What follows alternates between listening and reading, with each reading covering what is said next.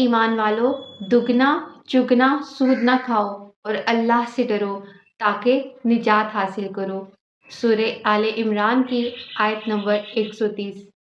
سورہ البقرہ کی آیت نمبر 276 میں اللہ تعالیٰ ارشاد فرماتے ہیں، اللہ تعالیٰ سود کو مٹاتا اور صدقے کو بڑھاتا ہے، اور اللہ تعالیٰ کسی ناشکرے اور گنہگار سے محبت نہیں کرتا۔ یعنی سود کھانے والا ناشکرا بھی ہوگا اور گنہگار بھی۔ گنہگار اس طرح کہ اللہ تعالیٰ نے سود کو حرام قرار دیا ہے، اس کے باوجود ہم سود پہ قرضہ لیں تو ہم گنہگار ہیں۔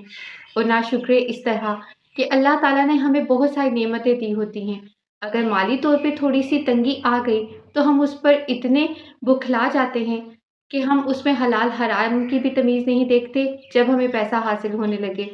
شیطان اسی وقت ڈنگ مارتا ہے جب وہ دیکھتا ہے کہ انسان مالی پریشانی کی وجہ سے ڈپریشن میں جا رہا ہے، تو وہ ہمارے سامنے سود پر بڑے بڑے قرضوں کی اسکیمیں لے آتا ہے، اور ہم اپنی وقتی پریشانی کو حل کرنے کے لیے سود پر قرضہ لینے کے لیے تیار ہو جاتے ہیں، اللہ تعالیٰ کی باقی نعمتوں کی بھی ناشکری کرتے ہیں، اور پھر ہم اللہ تعالیٰ کی محبت کے حقدار بھی نہیں رہتے۔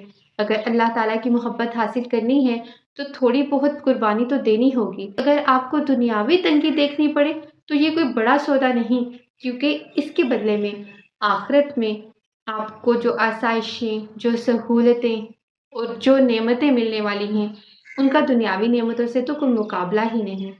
تو اللہ تعالیٰ کی محبت حاصل کرنے کے لیے تھوڑی بہت قربانی دینی پڑے، اللہ تعالیٰ کی بتائی ہوئی لمٹس پہ رہنا پڑے، تو آپ ایسا ضرور کریں۔ حضرت جابر رضی اللہ تعالیٰ عنہ سے روایت ہے، نبی محمد صلی اللہ علیہ وآلہ وسلم نے سود کھانے والے پر، سود کھلانے والے پر اور اس کے دونوں گواہوں پر لعنت کی۔ سود کھانے والے، سود کھلانے والے اور اس کے دونوں گواہوں پر لعنت کی، اور فرمایا گناہ میں یہ سب برابر ہیں۔ کس طرح ہم نے حرام کو حلال کرنے کے لیے قانون میں رد و بدل کیا۔ ایک حیرانگی کی بات یہ ہے کہ ہم اپنی وقتی مسائل کے حل کے لیے پھر بھی کسی نہ کسی طرح سود کو حلال کرا دینا چاہتے ہیں اور بیچ کے رستے نکالنا چاہتے ہیں۔ اللہ تعالیٰ ہماری نیتوں سے خوب واقف ہے۔ اگر آپ یوں کوئی بیچ کا رستہ نکال بھی لیں گے تو بھی ہم فلاح نہیں پا سکیں گے، کیونکہ اللہ تعالیٰ تو ہماری نیتوں کو جانتا ہے۔ سود پر، اس کے احکامات پر بہت سارے اسکالرز کے تفصیلی لیکچرز موجود ہیں جن میں انہوں نے بہت سارے سوالوں کے جواب بھی دیے ہوئے ہیں۔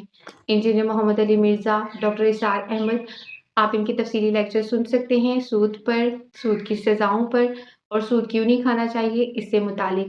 اللہ تعالیٰ ہمیں سود کی دلدل سے نکالیں، اللہ تعالیٰ ہمیں اپنے پسندیدہ بندوں میں شامل کر دیں، اللہ تعالیٰ ہمیں توفیق دیں کہ ہم ایسے اعمال کر سکیں کہ ہم اللہ تعالیٰ کی محبت کے مستحق ہو جائیں۔